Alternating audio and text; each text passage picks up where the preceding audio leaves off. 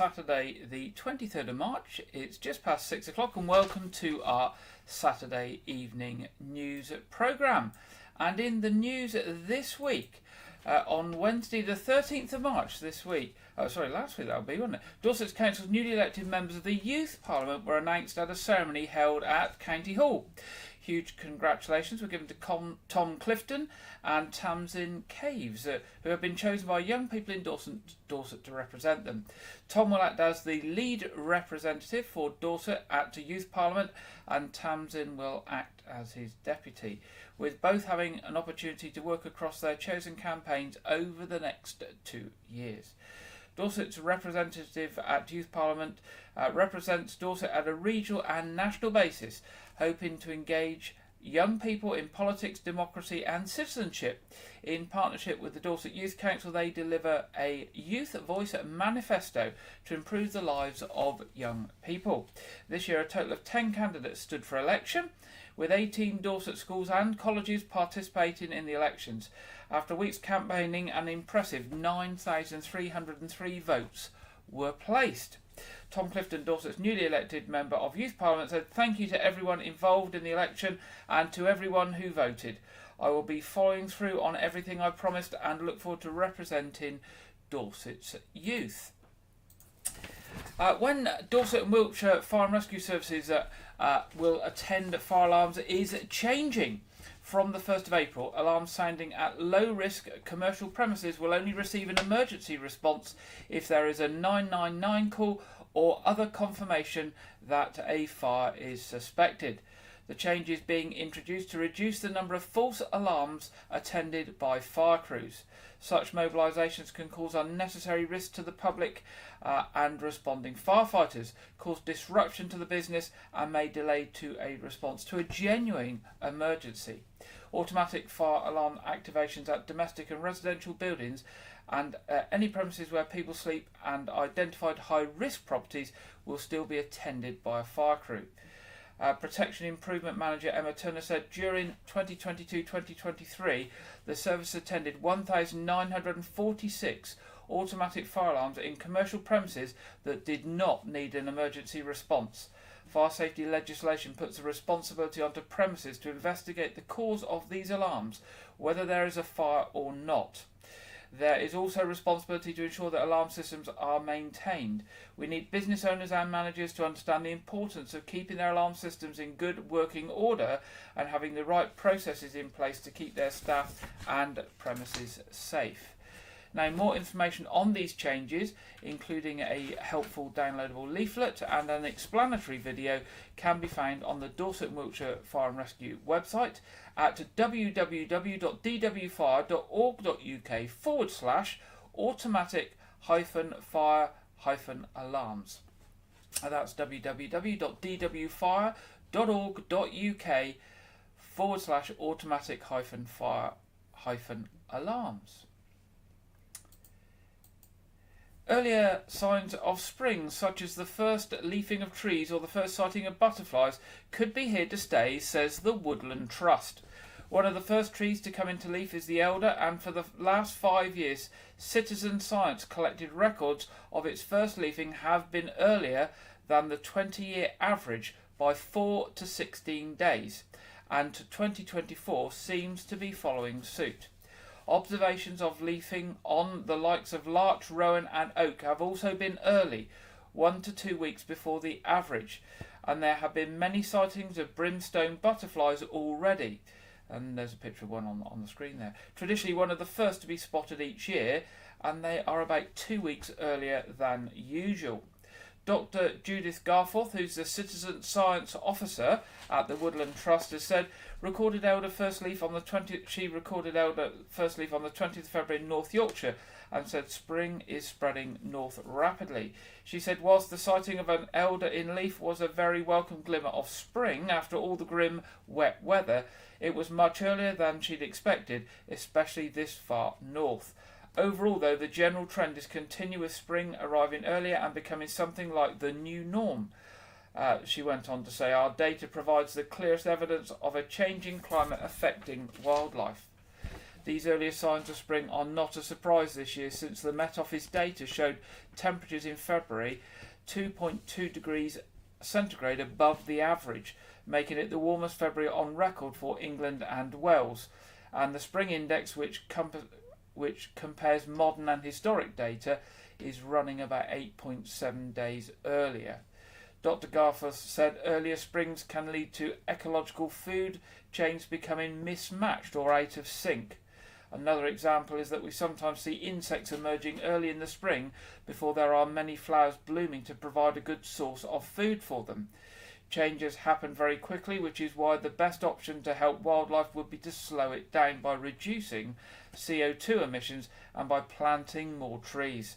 We must continue to monitor this ever important data we receive to keep tracking nature's response. Now, more volunteers are needed to become citizen scientists to help keep these 300-year-old record tradition of recording those temperatures and first leafing trees and first sighting of butterflies going.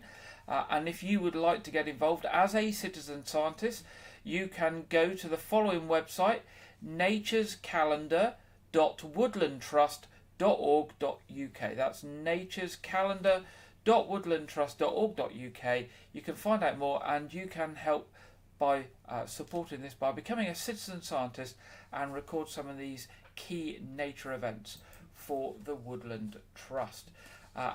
Nature's Calendar is actually supported by the players of the Postcode Lottery.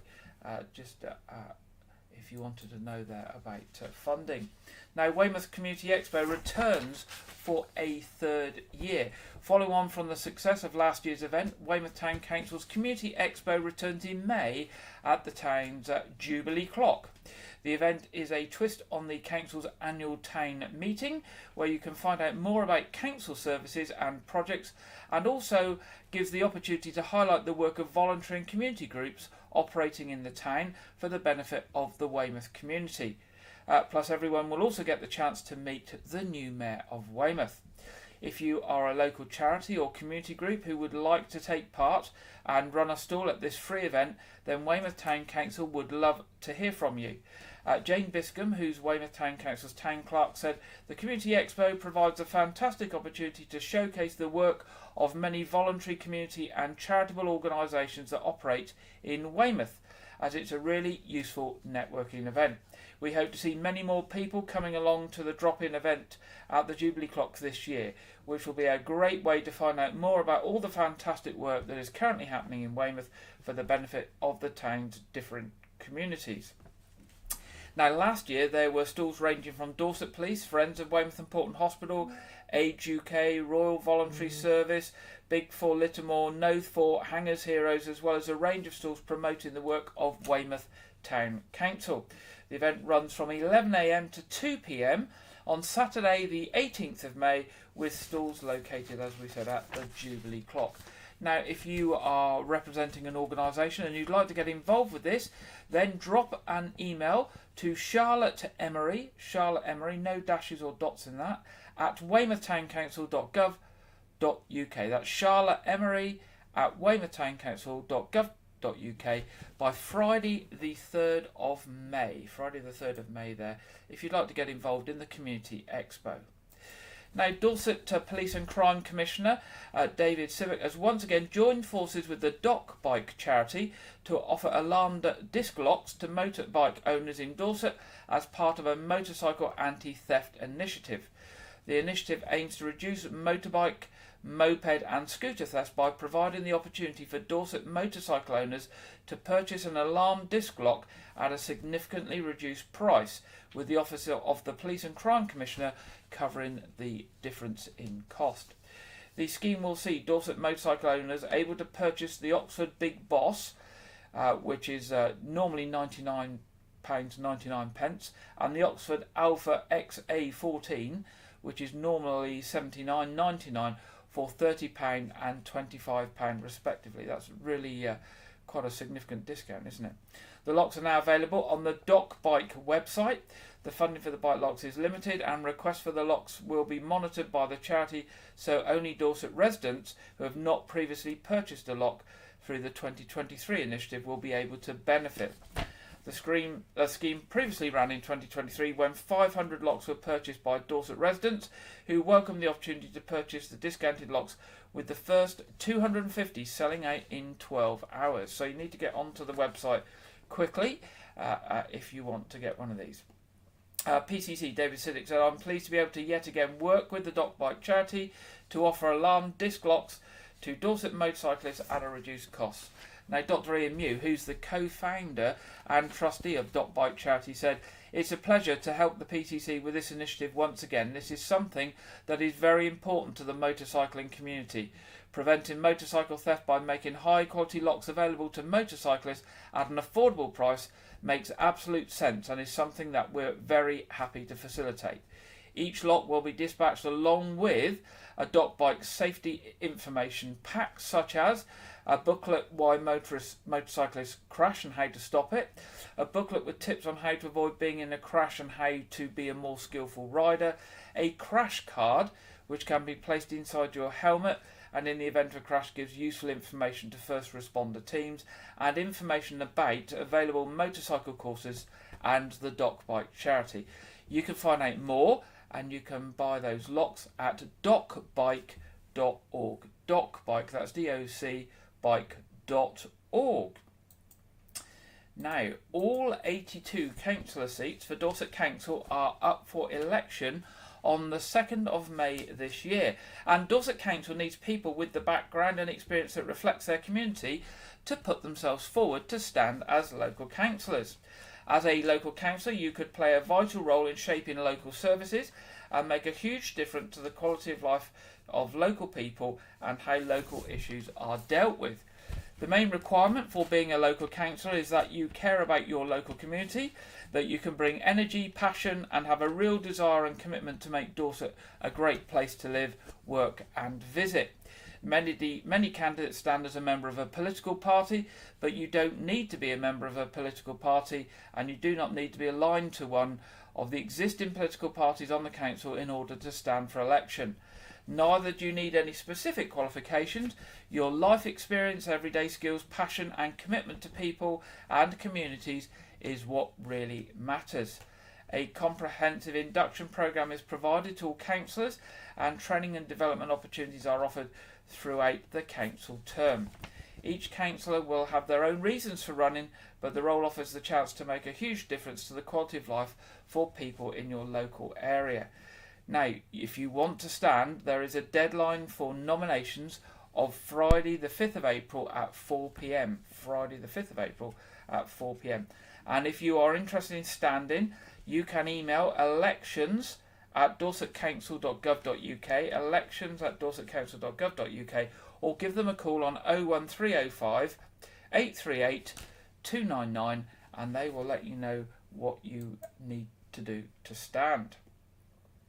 Now, Dorset Police are appealing for witnesses or anyone with information to come forward following 2 reports of criminal damage in Weymouth.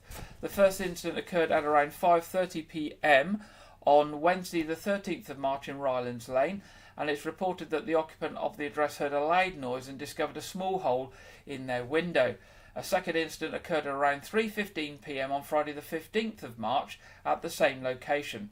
Further damage was caused to a window and a group of young people were seen running away from the area. Officers attended and following searches 3 teenage boys were detained for a search. An imitation firearm was seized and the boys are due to attend for a voluntary police interview.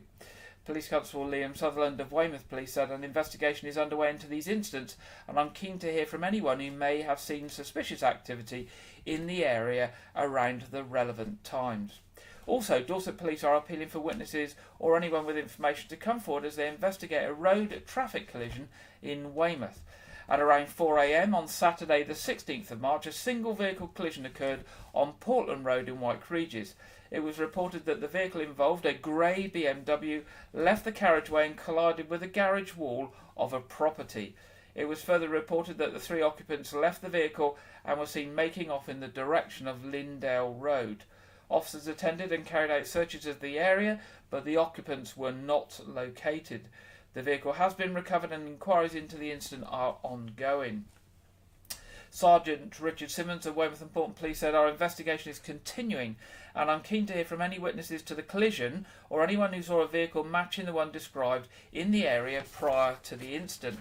Finally, I'm also keen to hear from anyone who may have come across any items that appear that may have been discarded in the area, particularly in nearby gardens."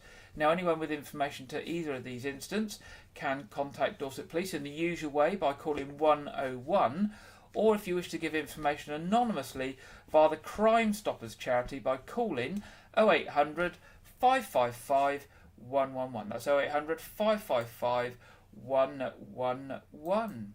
Now, new digital advertising screens are coming to Weymouth Seafront. Weymouth Town Council is working with Alight Media to replace the current seafront advertising drums with modern digital screens.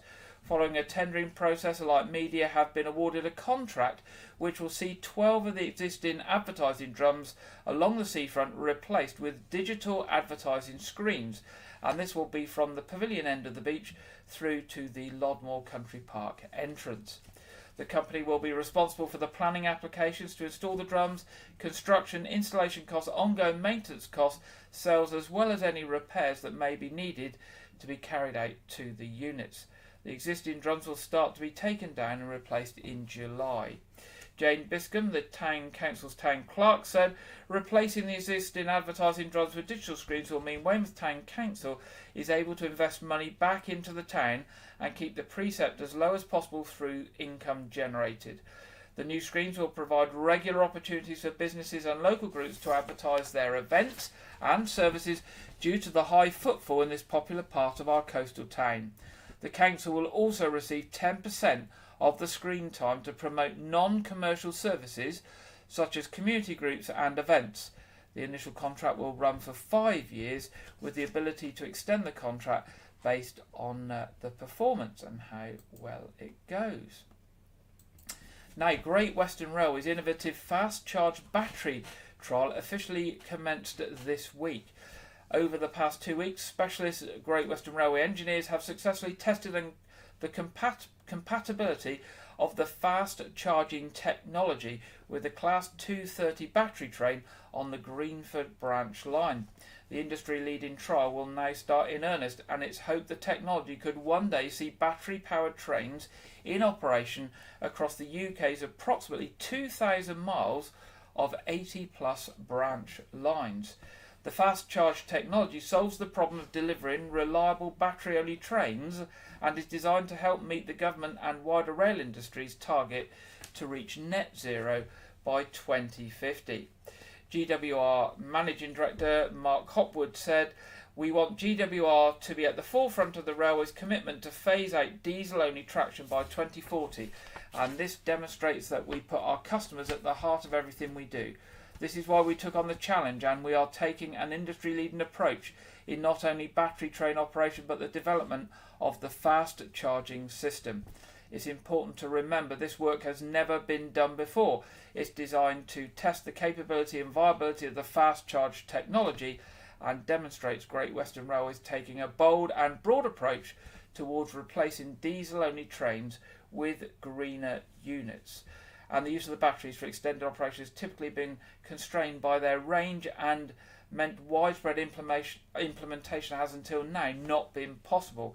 It also negates the need for overhead electric lines, which are expensive, time-consuming to install and impact the landscape. So if it works, it is good news for all and makes our railways cleaner and more efficient. Now, a leaflet on helping home safety tips will be given to new homeowners thanks to a collaboration between Dorset Police and Crime Commissioner and the Dorset-based estate agents Simmons and Sampson. The information leaflet gives proactive advice on how to help keep the home secure, with key police-approved information reminding residents how to prevent becoming a victim of crime. The leaflet provides helpful tips on how to secure the home, as well as more detailed advice on safety within the property, outside the home and for garages and outbuildings. Dorset Police and Crime Commissioner David Civic said, "I want to reassure the people of Dorset that this is a safe place to live and work. I know that keeping our homes safe and secure is a top priority for so many residents, and sometimes we are all just need a small reminder of the best ways to go about doing this. I'm grateful to Simmons and Sampson for including our leaflet in their packages for new homeowners, and if any other estate agents or letting agents in Dorset are interested in doing the same, I encourage them to get in touch. So if you are interested, if you're involved in estate agency or letting of properties, then do drop the PCC a line at pcc@dorset.pnn.police.uk. So that's pcc@dorset.pnn.police.uk. And finally, in our headlines tonight, more plans have been released about the D-Day commemorations locally. Weymouth Town Council will fund various activities on Thursday the 6th of June to coincide with the 80th anniversary of D-Day. The date is etched in Weymouth's history as the town was a departure point in June 1944 for thousands of Allied troops, including many Americans. They left Weymouth Harbour to play their part in one of the biggest military operations in history. So, commemorating their efforts, Weymouth will take centre stage to put on a show which includes D-Day immersive soundscape for the Nose Observational Tower, an outdoor big screen and seating to broadcast the national commemorations being shown on TV, which will either be at the Nose or on the seafront. A World War II British aircraft static display, which is hoped to include a Spitfire, a Hurricane or another aircraft for members of the public to view, either again on the seafront or at the Nose Gardens. And the Town Council is also working with local tour guide Dave Allen to offer D-Day walking tours and boat tours around Weymouth. A Weymouth Museum presentation to be shared with the town school children during assemblies in June. The images will be taken from the museum's collection with supporting notes to be used by teachers for Key Stage 2 and Key Stage 3. And there are grants available for community groups of up to £350 per group to go towards supporting community-based events or activities. And is 3,500 in total, so that's support for up to 10 events. And the money can be used to fund costs such as food, refreshments, decorations, entertainment, equipment, activity materials, displays, insurance, venue hire, and marketing costs. So if you're interested in running a community event, then drop a line to Weymouth Town Council at office@weymouthtowncouncil.gov.uk for more details and how to apply. And to top off the event, the previously agreed beacon lighting at the Nose Fort, a 1940s themed van serving out portions of the seaside classic fish and chips, will also be available at the Nose. And this ties in with National Fish and Chip Day, which has been moved to June the 6th to coincide with a special D-Day anniversary. And also there will be some events going on in White Regis at that time, which we will share with you nearer the time. And that's the end of the headlines this week. Now this week we're going to hear about some work on our Dorset countryside. We're going to hear from Chris Banyard, a visionary farmer from Mosterton, who's been dedicated to transforming his farm into a haven for wildlife whilst mitigating the effects of climate change. With the assistance of ecologic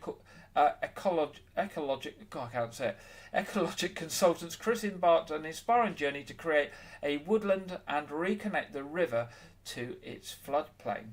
The film was commissioned and coordinated by the Dorset National Landscapes team to show the valuable work people like Chris have been doing, and we will hear about it now.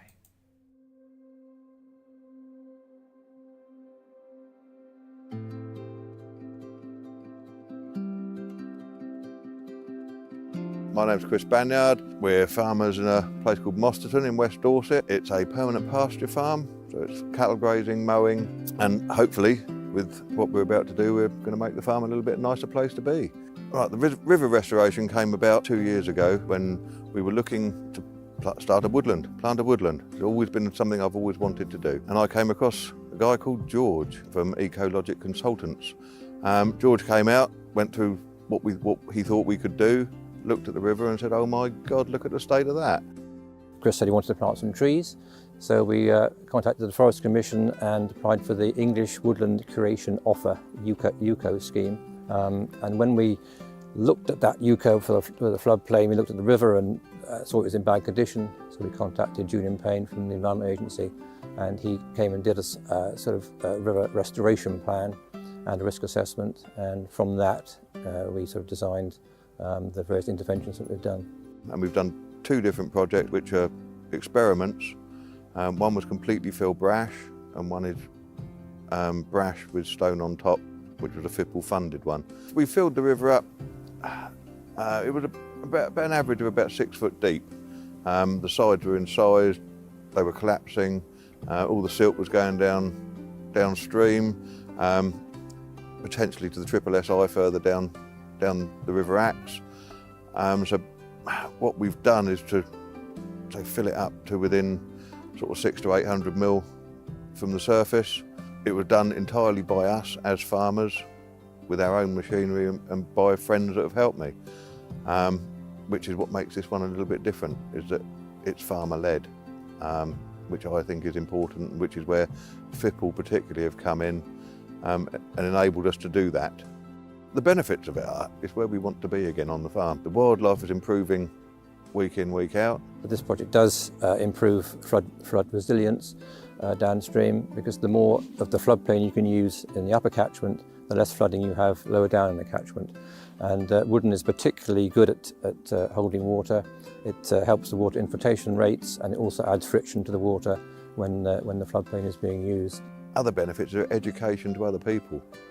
From what we've done in such a small place, the amount of people that have come and seen what can be done, both from government, DEFRA, Environment Agency, West Dorset District Council, it's become an open door classroom and everybody's welcome. Without FIPL this wouldn't have happened, plain and simple. So we're ever grateful for what they've done and hope that we can help them in the future to help other people do the same. There we go, that was the work of Chris Banyard on his farm. And if you want to learn more about some of our other Dorset landscapes, if you just go onto Google and search for Dorset National Landscapes, you'll find lots of information and videos and a website all about the national landscapes that reside within Dorset and the work that is going on with them. And obviously lots of nice places to visit and see as well. Okay, it's that time in the programme where we go over to our regular contributor Andrew Wright for this week's film review and preview. Welcome to White Regis TV film review and preview. I'm Andrew Wright. This weekend, Ghostbusters Frozen Empire releases in cinemas as the 5th film in the Ghostbusters franchise and the sequel to 2021's Ghostbusters Afterlife. The film is set 2 years after the events of Ghostbusters Afterlife and revolves around the veteran Ghostbusters from the 1980s movies teaming up with the new recruits from Afterlife to save the world from a death-chilling adversary. The film stars Paul Rudd, Carrie Coon, Finn Wolfhard and McKenna Grace reprising their roles from Afterlife alongside Bill Murray, Dan Aykroyd, Ernie Hudson and Annie Potts from the 1980s movies, with Kumail Nanjiani and Patton Oswalt joining the cast as new characters. I will not be including a critic consensus as I usually do, as I am seeing the movie this weekend. Actually, while this segment will be airing, I'll be watching the film, so I'm trying to avoid reviews. So I will be reviewing the film next week, and I will include the critic consensus next week, so stay tuned. This week, Aquaman and the Lost Kingdom was released on home video. The film is a sequel to 2018's Aquaman, and is the 15th and final film in the DCEU.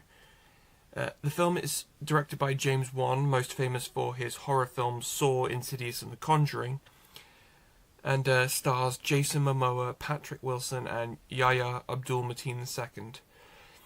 The film revolves around Aquaman teaming up with his half-brother Orm in order to stop Black Manta from killing his family. The film was released in December to negative reviews from critics who criticised the film's familiar points.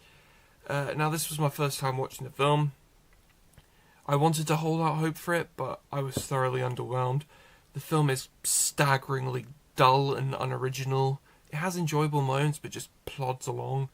and the cast isn't really trying, plus it's pretty obvious that they edited out as much of Amber Heard as possible given her controversies.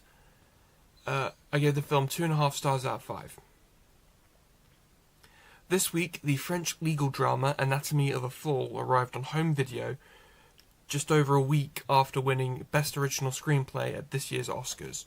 The film stars Best Actress nominee Sandra Hüller as a writer trying to prove her innocence in her husband's death. The film also received Best Picture and Best Director nominations at the Oscars. Now, this was my first time watching the film, and I had really high expectations as I've heard really good things about the film, but unfortunately I was really disappointed. While Sandra Hüller does give an incredible performance and the cast of this film is talented, but the Oscar-winning script is very dull and disjointed and slow, so I gave the film 2.5 stars out of 5. That's all I have for this week, but be sure to check back next week where I will be reviewing Ghostbusters Frozen Empire, as well as previewing Godzilla x Kong The New Empire, and the UK release of Kung Fu Panda 4. Now back to Gary in the studio. Thank you very much there, Andrew. I look forward to hear what you have to say about Ghostbusters next week. It's unbelievable that's on number 5 of Ghostbusters. It brings back memories that does going back over many, many years. Okay, we're now at the time of the programme where we go to the Met Office for the weekend weather forecast. And this week we are joined by Marco Patagna. Hello, we're starting the weekend on a very showery note across the UK. Some of those showers are quite heavy in nature. That's all down to low pressure being anchored close by towards the northeast of the UK. Tightly packed isobars, so a brisk northwesterly airstream. A small ridge of high pressure comes in from the west tomorrow, just to quieten things down. But notice out towards the west, the next Atlantic system gathering. So further rain coming in as we head into the early part of next week. Back to the details now for this afternoon. It's a case of sunshine and showers, a real rash of showers across the UK. Some of those quite heavy in nature, some hail and thunder, even a bit of snow across the hills towards the north there. And quite a keen and brisk, gusty north to northwesterly airstream. So although temperatures will generally climb in the range 8 to 10 Celsius this afternoon, which is close to just slightly below average, add on the effect of that north to northwesterly wind, and temperatures will feel more like 3 to 5 Celsius out and about. So you'll certainly need to wrap up warm if you're heading out and about this afternoon. As we head into the evening and during the overnight period, we'll continue to see a lot of showers across the UK, again feeding in from the north and northwest, still some heavy ones around for a time. But notice as we go into the early hours of Sunday, those showers become more focused towards the north and northwest. Still a few wintry ones across the higher ground in Scotland, but with clear spells developing, the winds just starting to ease down towards the south and east. We will start to see some fairly chilly temperatures by Sunday morning, in towns and cities holding up at 4 to 6 Celsius, but closer to freezing in a few rural spots, so a touch of frost is likely by Sunday morning. As for Sunday itself, well, a much quieter days on the cards across the bulk of the UK. Still 1 or 2 showers feeding in from the north and northwest, still wintry in nature across the hills of Scotland, but with lighter winds on the whole, generally more in the way of sunshine around, particularly towards the south and east. It should start to feel a bit warmer out and about, with those temperatures responding to the sunshine, picking up to 10 to 13 Celsius. 13 there in London is 55 in Fahrenheit, which is close to the seasonal average for late March. That's pretty much it for me, but of course you can keep tuned to the Met Office forecast by following us on social media and by subscribing to our YouTube channel. That's it. See you soon. Bye-bye. Thank you very much there, Marcus. And looking at our local weather here for the week ahead, here we go. We've got a bit of some more of those possibilities of thundery storms this week. Looks like it might be dry and cloudy with sunny spells tomorrow, but yeah, it looks like thunder and lightning coming later in the week. But temperature's not too bad, still quite mild for this time of year. And supporting that sort of story we had from the Woodland Trust about how things are much warmer, and it means that plants and insects are coming out much earlier. Now, turning to our What's On, coming up in the weeks ahead, Weymouth Pavilion, 26th and 27th of March, Ukrainian National Opera, with Carmen on the 26th and La Bohème on the 27th. 29th of March, an evening with Rick Stein. 30th of March, MJ The Legacy, that's a Michael Jackson tribute. 3rd of April to 6th of April, Wow presents Footloose. 11th of April, Cloud Busting, the music of Kate Bush. And 12th of April, The Sooty Show, celebrating the 75th birthday special. More details on weymouthpavilion.com, plus tickets there as well, or the box office 01305 783 225. Now looking at the Knowth Fort, 28th of March to 14th of April, Easter Fun Fair. 27th of April, Victorian Falconry in Hawkin. 4th to 6th of May, Victorian Children's Events. 25th of May to 2nd of June, Pirates of the Knowth Fort. 3rd of June, the D-Day 30th Anniversary Exhibition that's going to be based at the Knowth starts. And much more coming up. Look at their website, www.knowthfort.org.uk, for more information on those events and all the other events. And just two things from Arts Reach at the moment. Their new programme from April onwards should be out shortly. 24th of March, Broadside Bangers at Broadmain Village Hall. And also 24th of March, Behold Ye Ramblers at Burton Bradstock Village Hall. As I say, hopefully we'll have the April information, or April, May and June information actually, out this week, hopefully. D-Day commemoration events. I mentioned there will be some events happening in Wyke, and we will pass those on in the coming weeks. Sunday, April the 28th, advance notice of Weymouth at Big Beach Walk, organised by the Dog Friendly Society, who will be raising funds for Margaret Green Animal Rescue. We'll bring you more information on that nearer the time. And it's been now confirmed that it's hoped that there will be a Battle of Britain flypast with a Spitfire on the 6th of June, and it looks like it's going to fly over Portland Bill through over the top of Portland to Victoria Gardens. Church services in Wyke this weekend.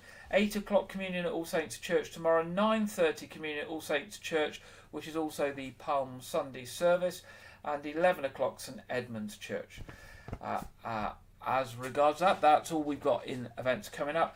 And our other programme tonight, just to remind you, our quiz at 7:30 tonight. Stream goes live at about 7:20. Family-friendly community quiz, free of charge for anybody that wishes to join us on any of our streams. Well, that brings us to the end of this week's programme.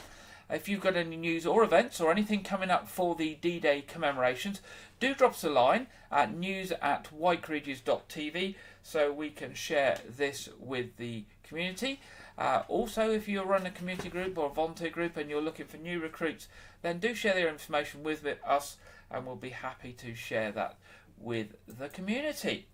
So, it just remains for me to say have a very good weekend and a good week ahead as we move towards Easter, and I'll be back with you next Saturday at 6 o'clock for our regular weekly news programme. Good night.